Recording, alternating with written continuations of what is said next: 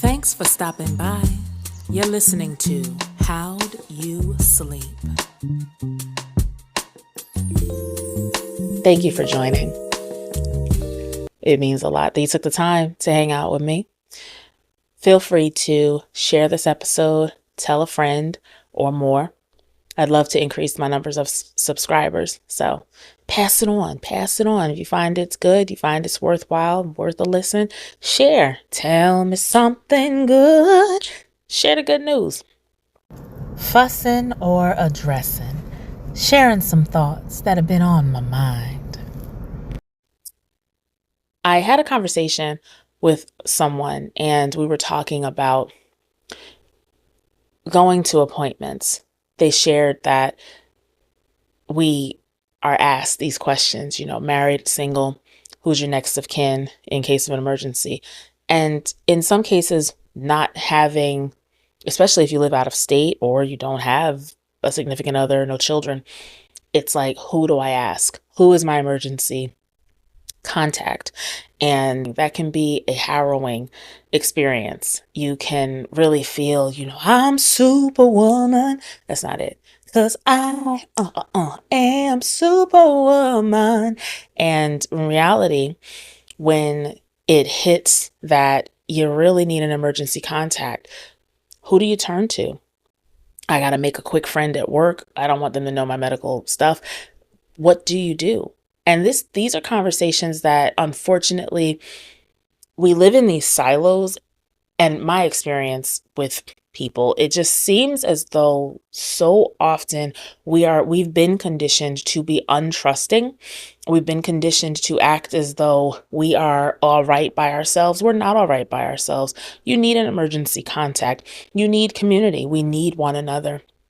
And it's when they shared with me that they didn't have anyone immediately to call on, to write down. There was no name that came to mind. I thought about an accident that I was in. I totaled my car out of state. And I remember I'm on the phone with my sisters, just they were helping me because the signal was really bad. So the internet just wasn't letting me be great. So I'm texting my sisters and they're helping me, get things together.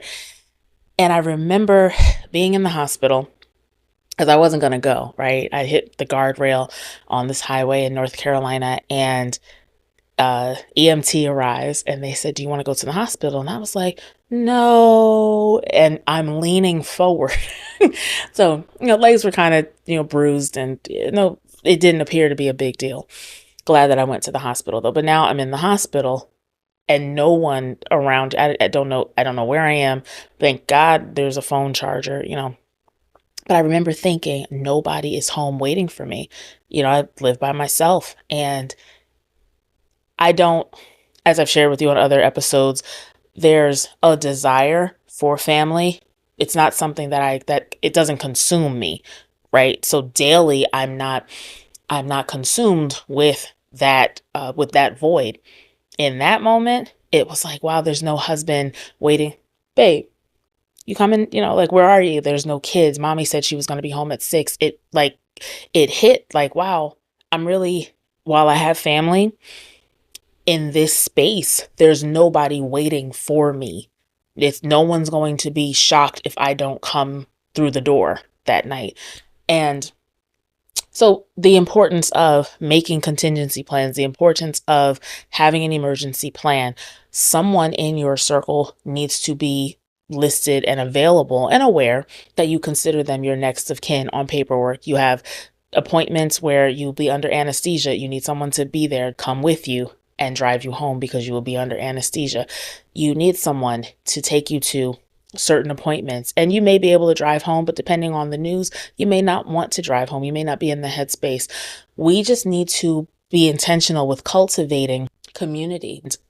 I am very intentional with that. Someone always knows where I am.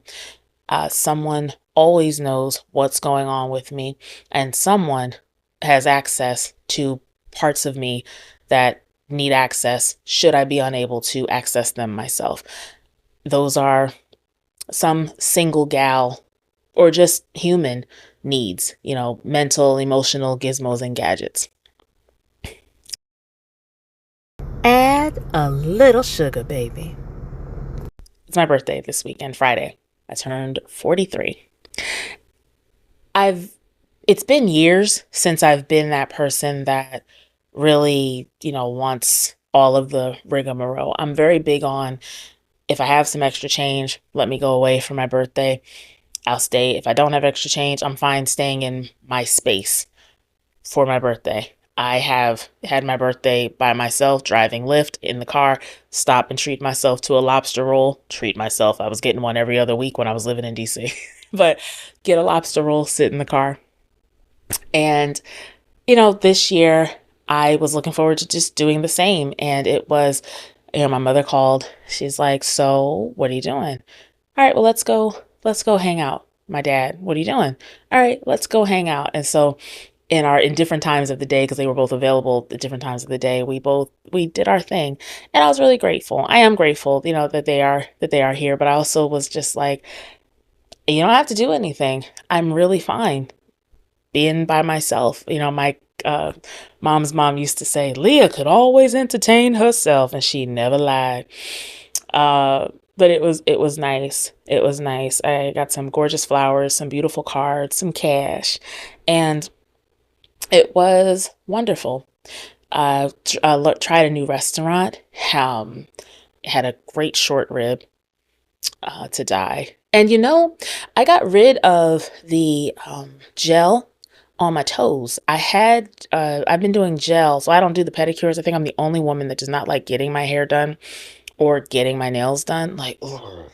But you gotta do what you gotta do. So I just get them polished. I do all the other stuff at home. But I'm learning about gel and how dangerous it is. I mean, what's not dangerous? The air, the water, everything has a side effect. But I try to do what I can do to make things better for my future self. You always hear me talk about my future self. So I asked her to remove the gel from my toes.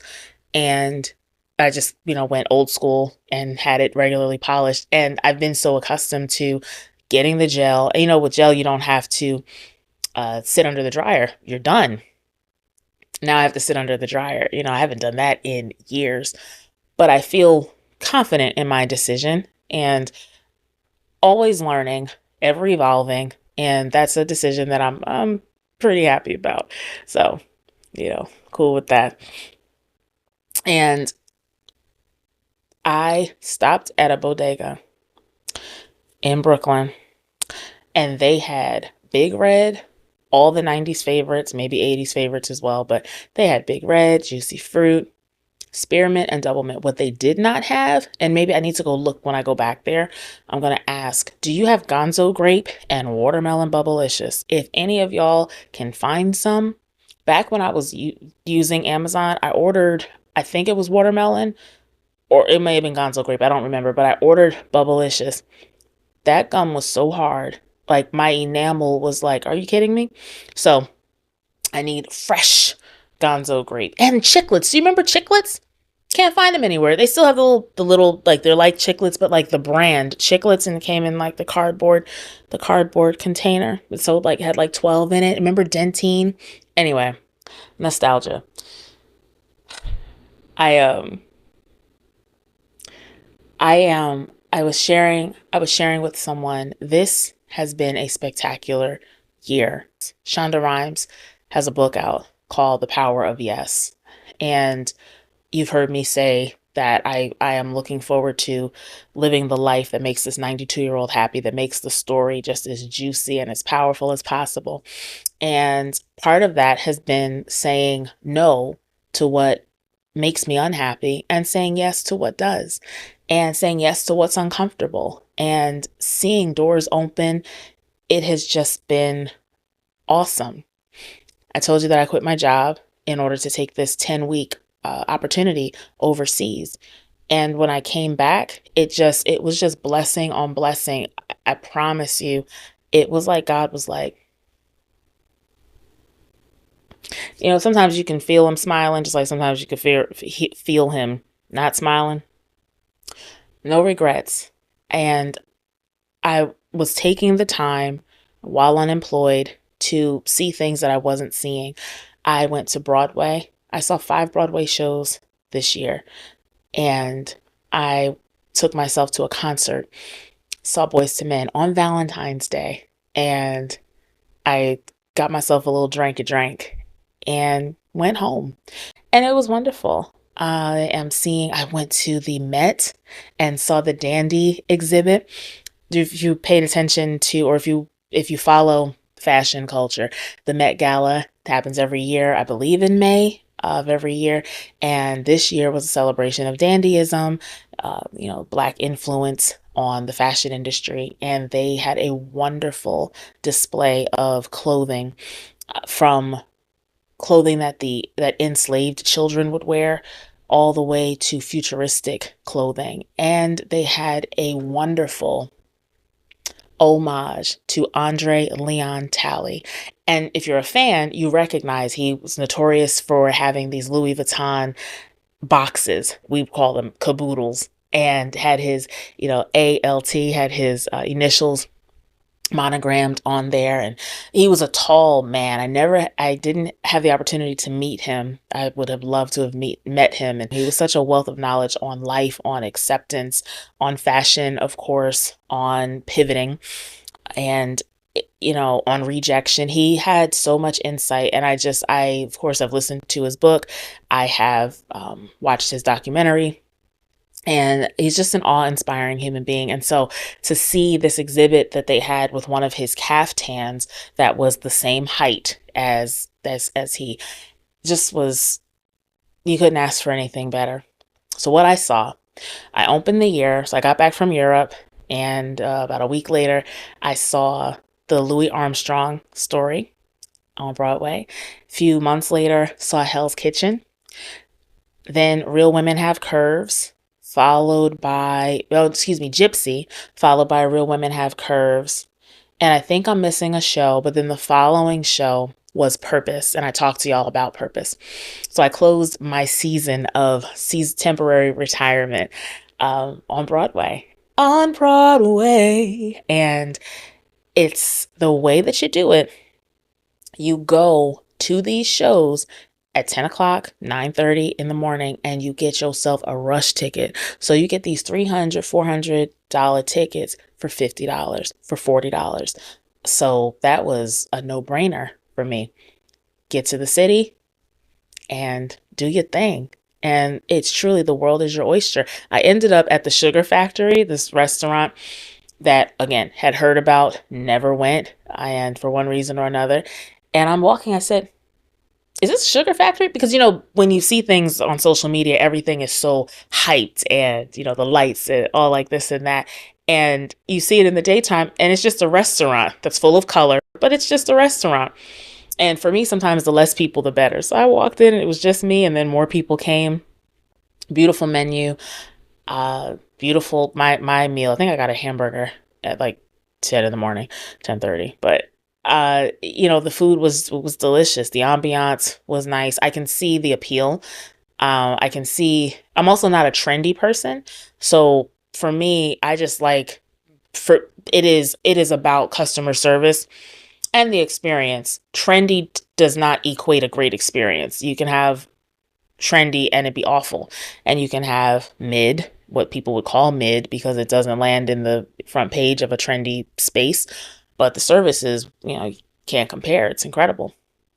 So as you can tell, a girl enjoys her meal. But I have enjoyed this year. I've gotten singing opportunities. I have watched, people when I perform. Someone said to me, "This is really who you are." And that type of a compliment never gets old, because for years, without saying it, I felt like I was expected to prove that this is who I am, because I would be told, you're running from this, and this is where you're supposed to be. And then you see me perform, and it's like, this is who she is.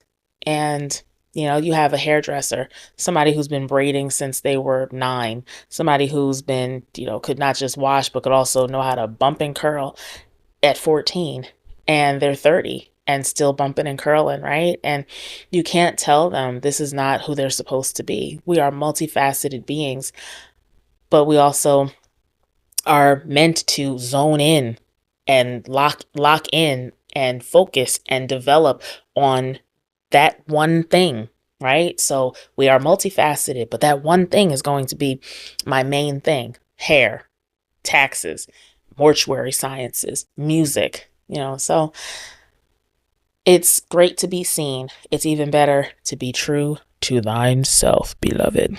Dinner is served, baby. What I mention a lot is what's on my mind a lot. And the 92-year-old version of me, the 92-year-old woman in the future, I think about her for so many reasons. One thing that I think about, and it's, because she's going to have this wonderful story to tell if I keep making it great. But I also think about at 92, she has more than likely experienced a fair share of losses. She has amassed huge amounts of wisdom, but she's also experienced her share of suffering. You meet some people and they've had to make huge decisions. I look at people I just met, I told you I met the 99-year-old woman. And then I met another woman this Sunday, and she was walking, taking her time, walking down the steps, and she had on all purple down to her pantyhose, honey, purple pantyhose. And, the sheer, but purple hat, everything was purple. And she introduced herself, and I said, you looking good. Or I asked if she wanted to take like the sliding chair to go down the stairs, and the people around were like, oh no. And I said, you right. That's for old people. My bad. And, she said, I'm doing pretty good to be 89. I said, yes, you are. And we have a tendency to look at our elders hopefully with respect and with reverence. But how often do you look at someone that's 89, 99 and think of who they were in their 30s, who they were at 15 years old, who they were when they just knew that they knew it all, when they talked back to their parent, when they got in trouble, when they had sex, when they got married, when they had fears, when they began a business, when they got let go from a job. We see these people and they're so easy to walk past. They're so easy to ignore. We think that they don't know what we're dealing with. And the truth is they know that and more because they've gone through it, come through it, or have gone over and around it and have watched others go through. They are a wealth of knowledge. Oh my gosh. I don't want to, take someone's time up on a Sunday and just, asking all of these questions and making them feel like they're in the hot seat, because they're just living their life. They're not necessarily trying to make history. But when I look and see that, more than likely at 89 years old, her parents are not here. I look at people who are close to my age and the losses that they've suffered, whether it's infertility, whether it's burying a child, whether it's burying a parent, burying a sibling. I haven't experienced any of those, but I have had fear of losing a parent. And I never thought of it until I thought about it. And when your parents begin to age or it's not even that they're aging, because young parents, things happen as well with young parents. But how do you prepare for grief? How do you live with grief? I noticed myself beginning to grieve a loss that hasn't happened. I had to, and I still have to tell myself, all right, so this has not happened, but what you can do is prepare for the essentials. Malcolm Jamal Warner's mother just said, there's a lot that goes into death. And if you don't know, you don't know. But I've, unfortunately, but fortunately to some degree, I've had my fair share. I've witnessed my fair share of losses indirectly. I've witnessed others go through losses. I've seen families separate because of losses. I have seen confusion because of the paperwork and the money and all. So in that space, I am trying to prepare myself so that I can focus on the grief when I need to focus on the grief, and the paperwork is handled. I'm also beginning the process of completing my own paperwork. The goal is to have a life well lived, but one day the life won't be living anymore. The living won't be anymore. And we will be a memory, and everything, every is will become a was. And so I have to prepare so that I'm not distraught all over. I'm not distraught because I didn't look over the paperwork. I didn't ask the questions that I needed to ask. I'm focused on the grief. And grief has a way of consuming. Grief has a way of plunging into your emotion, the depth, the deepest parts of your emotions, where it almost feels like a physical assault. You can, just like I said, joy has a texture. You can feel the sorrow, and it can overwhelm you. It can feel like mud on your wings. And when people say, oh, they wouldn't want that, the people I know want people to miss them. I would like for people to miss me, but I do not want, and the people, nor do the people that I know want for your life to be stifled, for your life to stop just because they're not here in body anymore. I've buried both of my grandmothers, and there are moments that I can almost hear them. Absolutely can still smell things. I'll smell things and I'm like, oh my God, that's grandma. I'll see an Entenmann's box. That's grandma. I've seen people's hands and I'm like, that is my grandmother's. Those are my grandmother's hands. And I had to force myself to stop staring because it was like she was with me. I call those God kisses. I call those reminders that they are ever with us. We're ever evolving, and we are, I don't want to say omnipresent, but we are ever present, even when we're absent in body. I do not believe that the spirit leaves us. I believe that the spirit is around. I believe that it's here when we need comfort. And it's a reminder of love that existed, love in its purest form. There's a saying that grief is love that has nowhere to go. And it is a horrible, horrible feeling. That vacancy is weighted, which is crazy, right? Because it's a vacancy, but there's so much weight in that vacancy. And you can find yourself reveling in the joy of the memory. But what happens when there's no joy in the memory? What happens when the memories you are plagued with pain, riddled with questions, riddled with whys, why nots, not understanding, it wasn't fair? Where do you handle those? Where do you take those?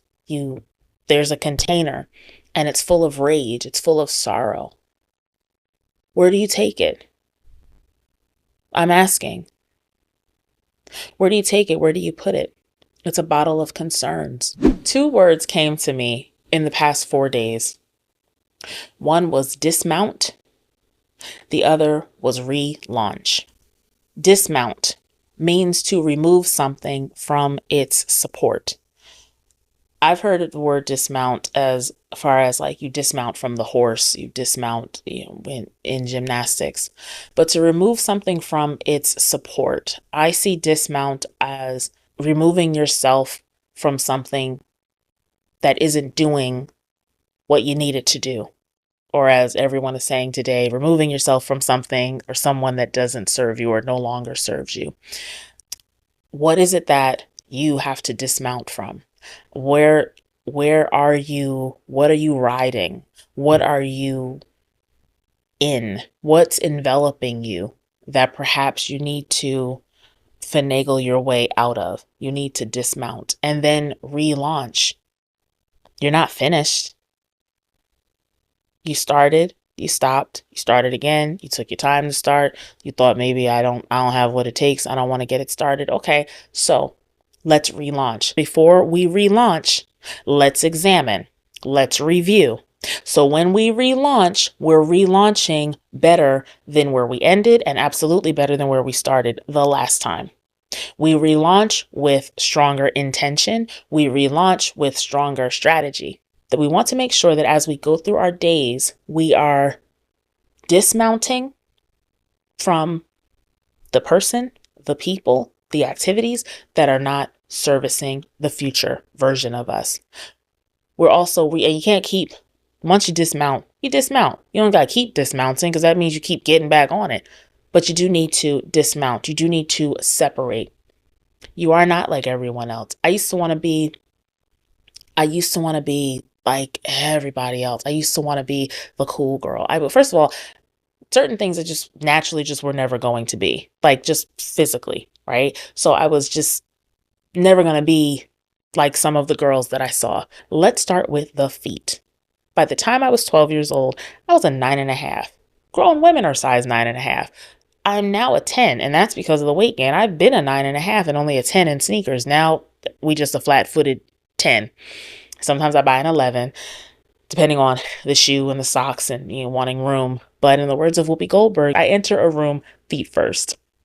I never was going to fit in. I've always been thicker, bigger boned. If I wore a short skirt versus somebody else wearing a short skirt, it looked different on me because of my build.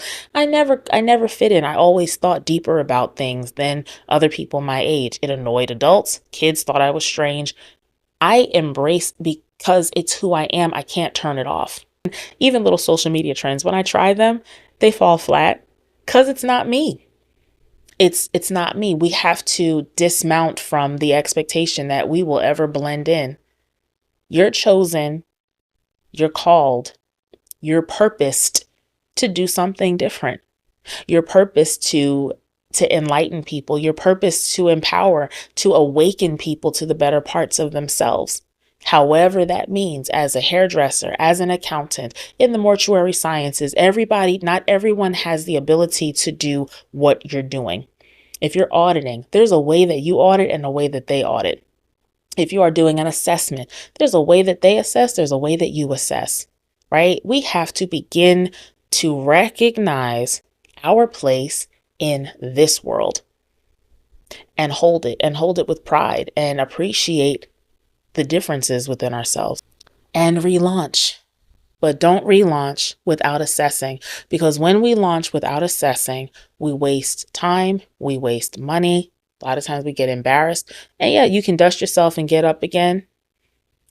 But why not, if you saw that there was an error, why not reassess? I was thinking about how we present in the world, and, we'll ask each other, how you doing? How you doing? How you doing? Everybody's fine. Everybody's fine. And listening to different conversations, and if I may have like the inside track, the inside scoop on someone's life, whatever they're dealing with, and I'm listening to them, tell this wonderful story about what's going on in their lives that may actually be true, but has nothing to do with what I know is also going on in their lives at the concurrently. They never bring up the frustration. They never bring up the hurt, the pain. And to me, that's a mask. Is it necessary? It's absolutely necessary, because you can't be naked all the time with everyone. But I remember I chuckled to myself and I was like, what's one more mask? What's one more layer? Just keep not being who you are. And that works for people. It makes people comfortable when we say less. The more we say, I have watched people lose interest.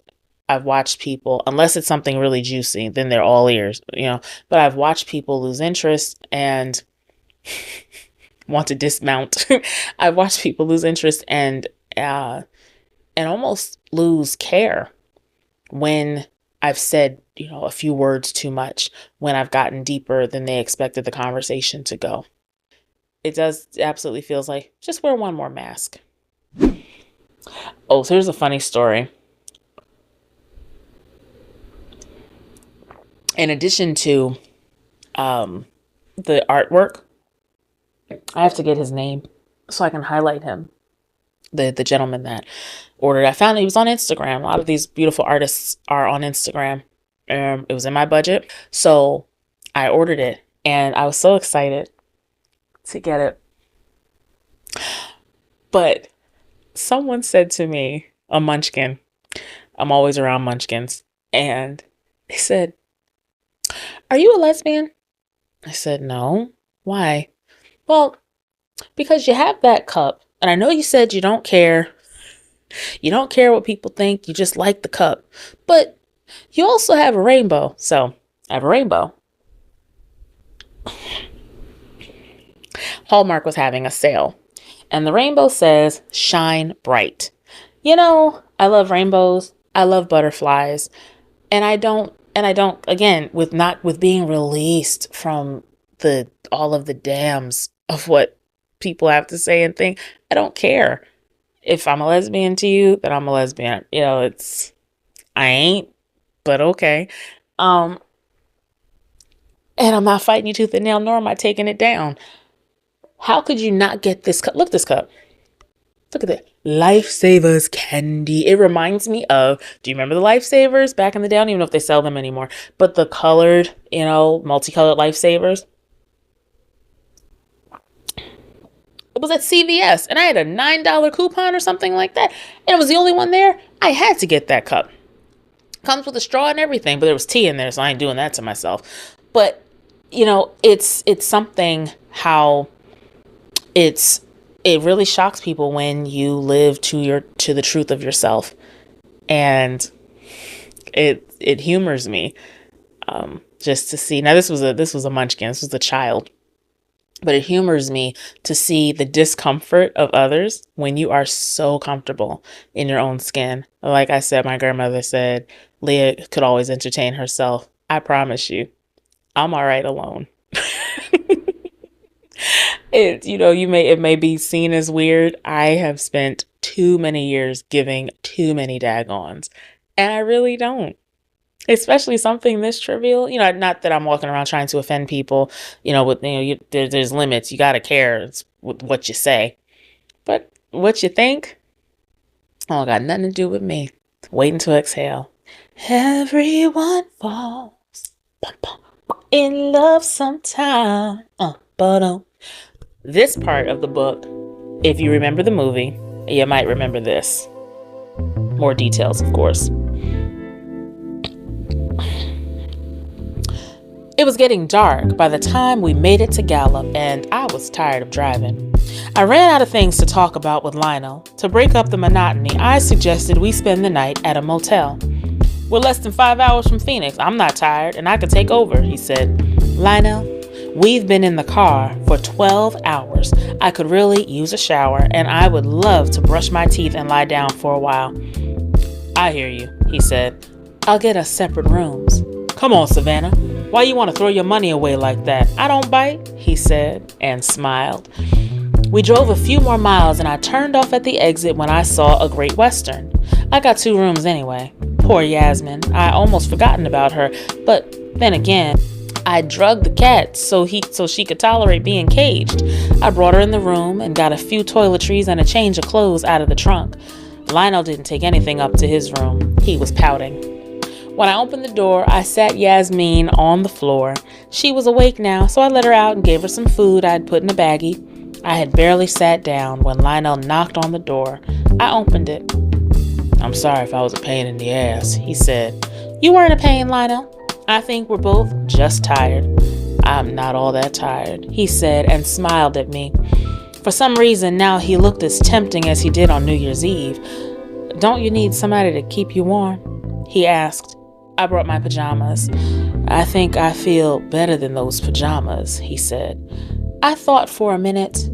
Part of my fantasy was to get myself a little peace out here on the road, and hell, I haven't had any in 5 months, and even though Lionel had gotten on my nerves, maybe he communicated better in bed.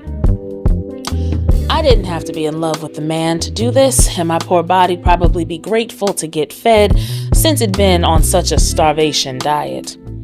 I can block this bullshit out of my mind because I've done it before. I should go ahead and get me some. If I'm lucky, I may never see this man again after tomorrow. "Come on in," I said, and turned on the television. "I need to take a shower. I feel yucky." "Take your time," he said. So I took one. When I came out, he was lying on the bed, butt naked. Hair was everywhere, but it couldn't hide the beauty of this man's body. I wanted to say, "Damn." Yeah, Lionel. But instead, I dropped the towel I had draped around me to the floor. If this was going to be a fantasy, I wanted to start on the right note.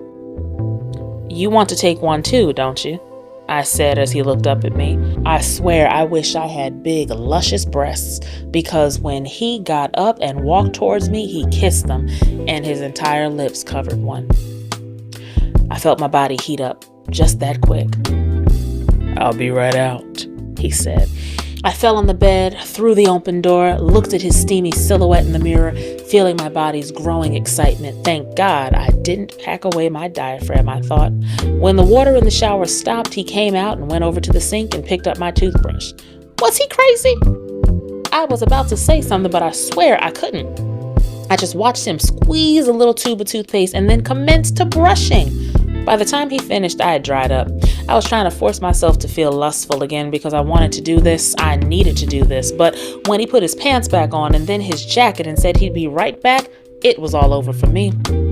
I didn't even have to ask where he was going. I could smell the reefer on his breath when he came back. He took his jacket and pants off and threw them on a chair, then came over to the bed and got on top of me. His hands were ice cold, but he was kissing me so hard I couldn't say anything. The next thing I knew, I felt his big, thick stick trying to force its way inside of me, but I couldn't keep him out. As a matter of fact, the shit hurt. Lionel, did you bring a condom? I've got it on, he said. I felt down there just to make sure. When did he put the shit on? I wondered. Well, you can slow down. We've got all night. I'm just excited. I've been thinking about what I'd do to you ever since New Year's, and I guess I'm just a little anxious, but I'll slow down, baby. I might as well have been talking to myself, because when he pulled away, I thought he was going to take it from the top, but instead he put his face between my legs and started licking and chewing like a wild animal. I guess he thought I was aroused because of the way I was grabbing onto the headboard and all the twisting and wiggling I was doing, but I was scared he was going to bite my clitoris off if and when he found it. I wanted to get this shit over with before I was raw, so I took my hands and put them firmly on his head and pushed it away. Then I moaned. I gripped him by the shoulders, pulled him on top of me, and in an exasperated voice yelled, "Please, put it in." "I'm on my way, baby," he said, and jabbed me worse than he had the first time. I held my breath until I felt him sink into a soft, warm place. He went to work, and during this whole ordeal, not once did he kiss me. When I finally looked up at his face, he was gazing at something on the wall with unbelievable intensity. And all of a sudden, his face became monstrous and contorted, and the next thing I know, he started growling like a bear. Really, effing growling, he said. And when I looked at him, he was gritting his teeth and his eyes looked like red lasers. He said again, and I thought his penis was going to come out through my chest. I was about to push him off, but I was scared, and he did it again, even louder and more piercing this time. He screeched, and then, thank God, collapsed. I lay there as still as I possibly could because I was terrified. I didn't know what I was sleeping with, a man or a beast. Shoot, I could have handled this highway by myself and done without the detour of the goddamn zoo. Lionel rolled over and sighed. I was dripping with his sweat, but my forehead and armpits were dry. "That was good," he said, "and I want some more before the night is over." I thought I would gag. "That felt like it might last me a while," I said. No, he said, grinning triumphantly, and turned toward me to kiss my shoulder. "It gets better." When I heard him snoring, I thought about putting my clothes on, grabbing Yasmin, running out of this damn room, and leaving his black ass right there. I tried to go to sleep, but I couldn't. So I dragged the phone into the bathroom, closed the door, and called Sheila and cussed her ass out. "Thanks a lot for introducing me to this asshole," I said after I told her what happened. She apologized between outbursts of laughter. I started cracking up too. She wanted to tell me all about their new van, but I was tired and told her to tell me another time. I got back in the bed. I was not going through this shit again and wanted to be up and ready to leave before he opened his eyes. Luckily, God was on my side because I had already showered and dressed and was taking 2 Advils when he sat up in the bed the next morning. "Savannah." "Good morning," I said. "I'm getting ready to go downstairs to the coffee shop to get us something to eat. Don't they have room service here?" he asked. "I don't know, but I need to take Yasmin out for some air anyway. By the time you shower, and get dressed. I'll be back. Before he had a chance to respond, I was already out the door. If you have had the wonderful opportunity to read this book, the chapters are not short at all. And I ain't complaining, just saying they're not short chapters. Savannah and Lionel. It's something how different a story is when you read it, because I snuck and read it. I think I was like 15. And then when you read it at 30 something, and then when you read it at 40 something, things seem so far. And then some things you can relate to, either personally or you got a homie that can relate to it. I will tell you, itches getting scratched is absolutely a thing, but we cannot continue. We too old in the game to keep selling ourselves short for an itch to be scratched, beloved. That's all I'm saying. But that story for that 92-year-old version of us is gonna be juicy, baby. That's all I'm saying. I ain't saying nothing, but that's all I'm saying. Savannah and Lionel. I appreciate you taking the time to hang with me. Feel free to DM me. Feel free to comment. And I think I said it before, like, subscribe, share, all the things. Y'all know what to do. Take care. How'd you sleep, baby? How'd you sleep, baby? Respect the rainbow.